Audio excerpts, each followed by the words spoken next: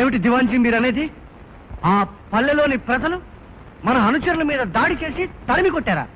అసలు అది మన రాజ్యంలో పల్లెనా? ముమ్మాటికి మన పల్లె. ఆ మనుషులందరూ మన కాళ్ల కింద కుక్కలే. కాకపోతే తమ ధర్మ పరిపాలనలో బాగా సుఖపడిపోయి తిన్న తిండి అరక్క కళ్ళు మూసుకుపోయి ఒళ్ళు కొవ్వెక్కిపోయి వాళ్ళు ఏమెక్కి ఎలా ఉన్నారో మాకు అనవసరం. మేమిప్పుడు ఏం చేయాలో చెప్పండి. మనమే చేస్తాం. ఈ దక్షిణాది పల్లెలో బయలుదేరిన తిరుగుబాటునే పుండు ఉత్తరాది పల్లెలకు ప్రవేశించిందనుకోండి, అది బ్రహ్మ రాక్షస అయిపోతుంది. దాంతో మన పరిపాలన బజారున పడిపోతుంది. మీరు వీధిలో పడిపోతారు. మీ మీద నుంచి జనం నడిచొచ్చేసి మహలంతా ఆక్రమించేసి. ఆపండి. మమ్మల్ని భయపెట్టే భవిష్యత్తు గురించి మాకు చెప్పకండి. ఇప్పుడు ఏం చేయాలో చెప్పండి. మనమే చేస్తాం. దయాదాక్షిణ్యాలు వదిలిపెట్టేసి తిరుగుబాటుకు పుట్టిలైన ఆ పల్లెను పాతాళంలోకి తొక్కయ్య. అయితే తప్పేయండి. ఇది మా ఆజ్ఞ.